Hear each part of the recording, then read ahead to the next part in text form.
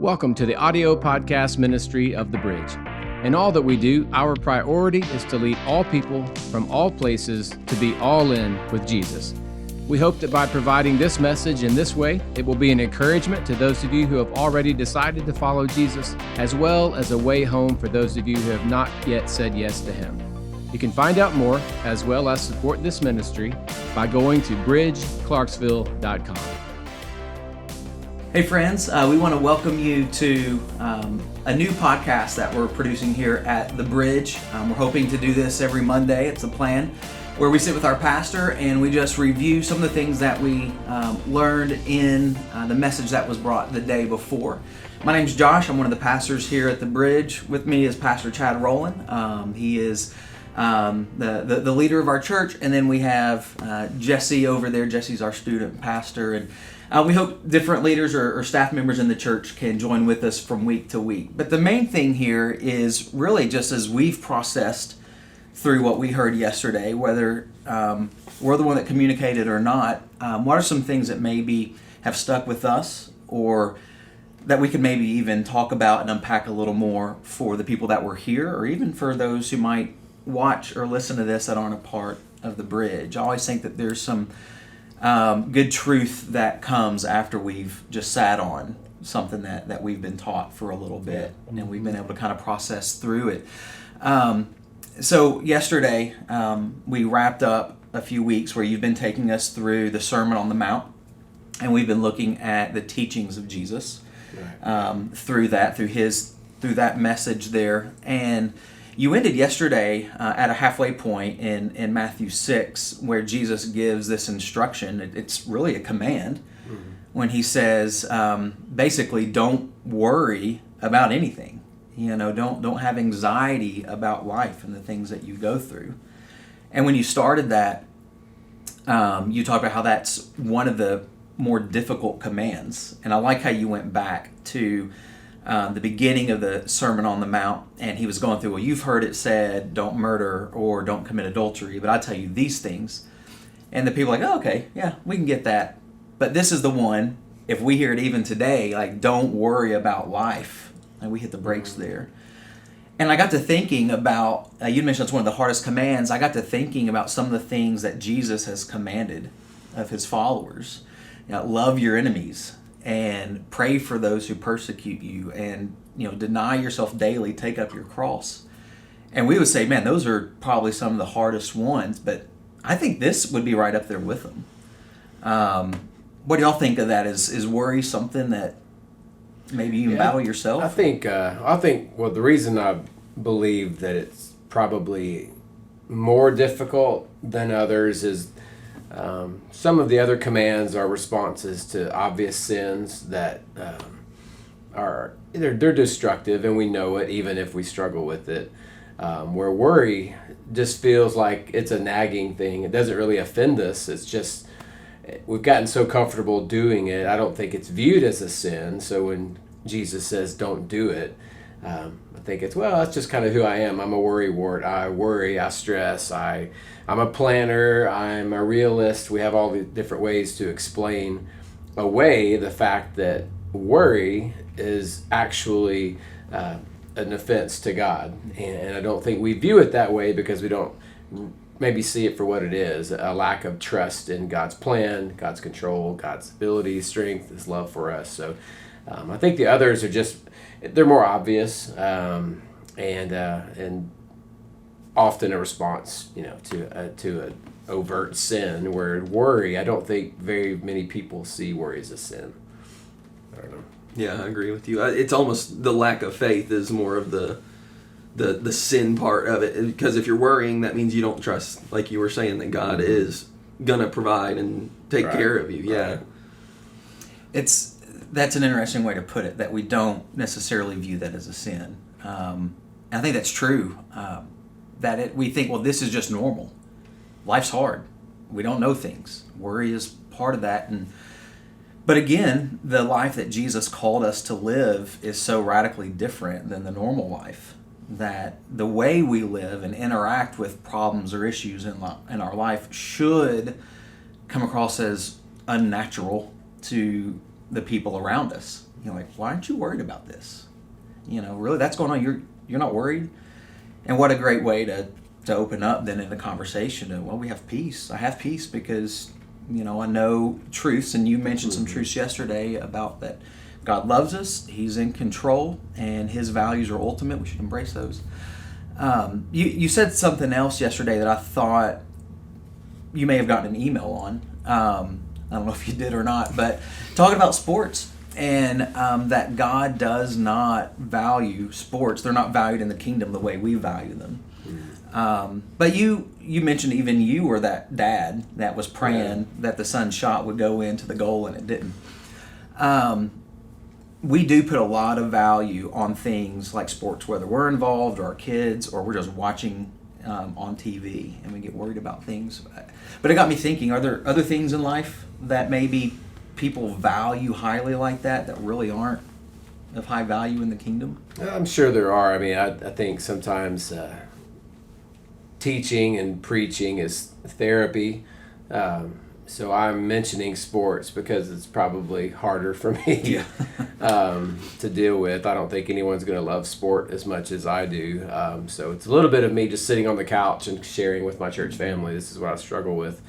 But just in the sense that it is something I value, therefore I think about it more, I ultimately pray about it more, and I get frustrated more or stressed out more over that than probably anything else. And so for me, in the end, I guess anything that we put incredible emotional investment in that is not going to make an eternal difference and that we're not going to take with us when we leave this world is ultimately just an overreach in value.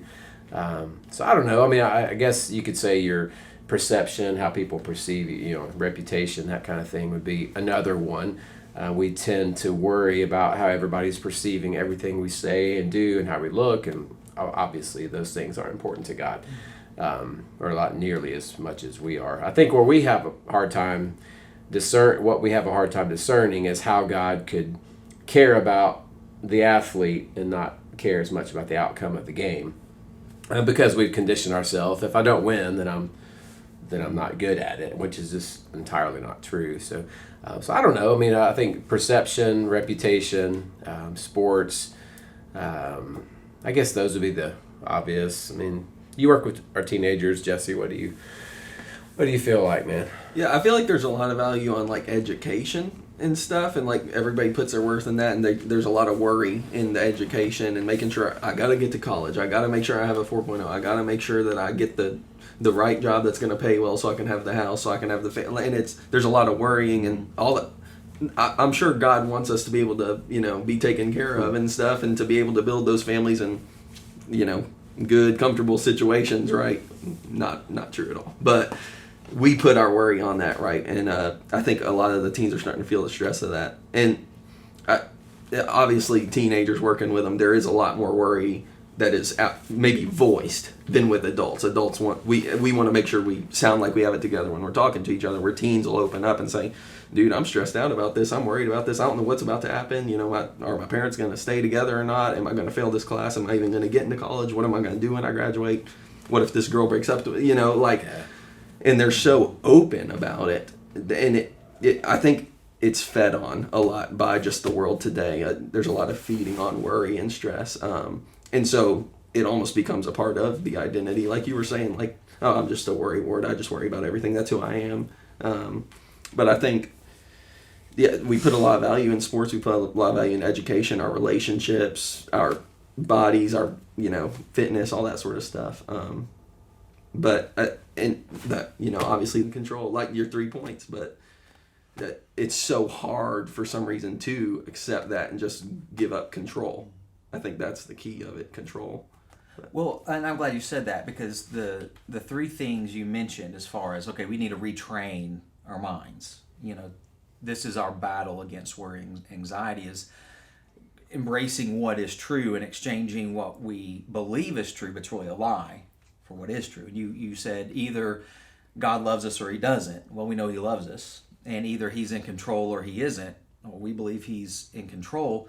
and either I'm going to live by his values or my values. And so there's really only one of those three that we affect the outcome of that, right? He does love us no matter what we think. He is in control no matter what we think. But then we have that choice of, okay, am I going to value what he values, or am I going to value what I want to value? And I think what you were getting towards is, if we're just putting our values out there as the ultimate, that's what we're bringing in our eyes, what we're thinking about, and those are the things that we think we need, then yeah, we're going to be worried and stressed, because then we've got to try to control that, and a lot of those things are outside of our control. So what is it about making the determination of, I'm going to value the things of the kingdom, that really allows us then to obey this command of not worrying? Yeah, I think in the end, we're simply responsible for loving God and loving people, period. We love God by serving and honoring, respecting people. And I know if I have done those things, that there is what I can only describe as a smile on God's face as he watches me live. And to know that my life is not producing, but giving God reason to smile in a way of saying, well done, I really couldn't care less what anybody else says or thinks or feels, or, or how anyone else judges what I do, because the creator of the entire universe is looking, going, you got the thing that I care about the most right. You got that right today. And that's priceless for me. I mean, that's a journey. And really, as I was thinking through this entire week, I think the whole journey of faith is the de-worrification of a life. I mean, I am worried that I'm not going to be accepted, therefore I make these immoral choices. I'm worried you're not going to like me, therefore I deceive and I want you to perceive me a certain way. I'm worried I'm not going to be able to provide, so I look at ways of cheating and financially being able to get ahead. I'm worried about this. And so really the journey of faith is just being able to trust God and say, this is what I want. These are the resources you have given me, but I know you still love me. You're still in control. And if I will trust your order and your gifting, then I'm going to be okay. But it's at the moment I choose not to trust you in faith and respond to my own feelings of worry, my emotion of worry, that's when all of the anti-faith things come out of my life. So really, worry may be the beginning ugly point. Living by faith is the end. I think the whole journey of faith is really just letting go of this perception that it's about me and it's all on me, and just trusting God to provide. It doesn't mean we don't do anything. I think faith is the de-worrification. I know that's not a word. It is now. The de-worrification of life. And the older I get, the longer I've walked with Jesus, I think it just makes sense that the more I learn to align, my values. In the same way, like with you, with young people, it was probably a year ago, there was a 3rd, 4th, 5th grade girl, I don't know, stopped me after church and said, can I talk with you? And I was hoping she was wanting to give her life to Jesus, and she was wanting to share that she and her 4th grade boyfriend broke up or something. And how does she work through that? So it's, I wanted to be sensitive to the moment. Yeah. So I took a knee and just was like, oh, wow, that's really hard stuff, But in my head, I walked away going, you got to be kidding me. This is so insignificant. But for her, in that moment, it was really, really big. And Jesse's got a baby now, and, his son, Sam, is going to scream. But once you get over this shrill, it's really comical, because he's just wanting to know, do you love me? Can you take care of everything around me to protect me? And ultimately, you're going to give me what I need to make the right decision. And yeah, it's covered. And if he could process your love, your control, and how you're going to guide him, he'd never cry again. But obviously, you're just beginning. He's 3 weeks old. But but he doesn't know that about you yet. And I think the longer I walk with Jesus, the more I'm just going, okay, it's fine. He loves me. He's got this. Even if I fall, he's got this. So I'm just going to love what he loves, hate what he hates, and then trust him to provide. So I think that's the whole de-worrification thing that I'm probably going to talk about or write about one day. I like the that. De-worrification. Maybe we put that up on the core values wall. Is pursue de-worrification. It's a little difficult to read when I envision that, but other than that, spell. That'd be some really tiny letters. Yes. Yeah. Okay, well, let's say, and maybe as we wrap up this conversation, somebody hearing this for the first time, and life, everything around them seems to be falling apart. They've never really thought about trusting God's way, but they hear this, like, okay, I want to. First thing in the morning they wake up, like, what's that first step? And we talk about celebrating every step. What's that first step for them to take to begin to move from worry? I think that's the transformation of your thinking, and then renewing your mind, which means my first action, at least. You can't control maybe your first thought in the beginning, but the first action has to be to acknowledge God's love and God's control. So before my feet hit the floor, I'm talking to Jesus and listening to him. Before my feet hit the floor, I grab my Bible beside. And that seems so wooden and ritualistic. I understand that. But now, after a good 5 years or so of the same habit that I started, it's just what I do. I mean, I don't even talk to my wife sometimes before I talk to Jesus. It's not, I don't love her. I know I'm a better husband if I've talked and listened to him first. So it just begins with that, and then it shapes my day. It doesn't mean my day is not, doesn't have temptations to worry and be anxious, but I've at least begun acknowledging the Creator loves me, is with me, is listening to me, and I ask, hey, help me out. I want to align my life with yours. I want nothing more than to be able to meet you back here in about 18 hours, knowing I've honored you. And God has a way of blessing those kind of prayers. Man, awesome. I think it's been a great 4 weeks or so just looking through that section in Scripture. So practical.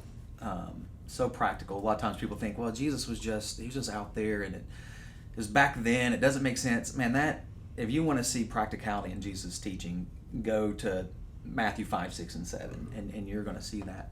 So we're wrapping this up on this teachings, but we're coming into March. Easter's at the end of the next month. Where do you see us going as we study His Word? I'm thinking as we move towards Easter, we're probably going to hit on the resurrection. I'm thinking that's a good place to land. Who did you get that idea from? I've been thinking a lot. I don't know why preachers don't preach about Easter weekend on Easter, but we're moving that direction. But we're going to spend some time looking at, I don't know, the major players seems to be a very crass way of putting it, but ultimately Easter was a showdown that was predicted and prepared for thousands of years. So we're going to spend some time getting to know the enemy and getting to know the champion, and then look at why it unfolded the way it did, because obviously Good Friday looks like the champ just laid down and took an L, and so we're going to look at it in that way, and then be able to celebrate the victory on Easter.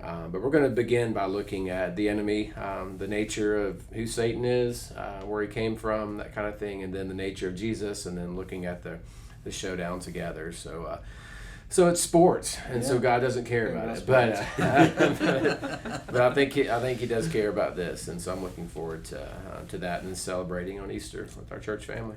Same. And if you live in the Clarksville area, we would love to have you come and be a part of this series we're going to go into, and then definitely on Easter Sunday, we meet over off exit 11, just down the road a little bit towards Walmart, and services are at 9 and 10:30. And if you do attend regularly, and we're going to be doing this each week, we'd love to hear any questions that you might have from the sermon you just heard on Sunday, something you're trying to process or figure out. Send those in to us. We'd love to discuss those. Thank you guys, and looking forward to this conversation each week. Thanks for joining us, and we look forward to talking to you next week. Thank you for joining us today. If you live in the area, we hope you will soon join us in person. If you were unable to do that, we hope you will continue to stay connected with us by following this podcast and sharing it with your friends. For more information, go to bridgeclarksville.com.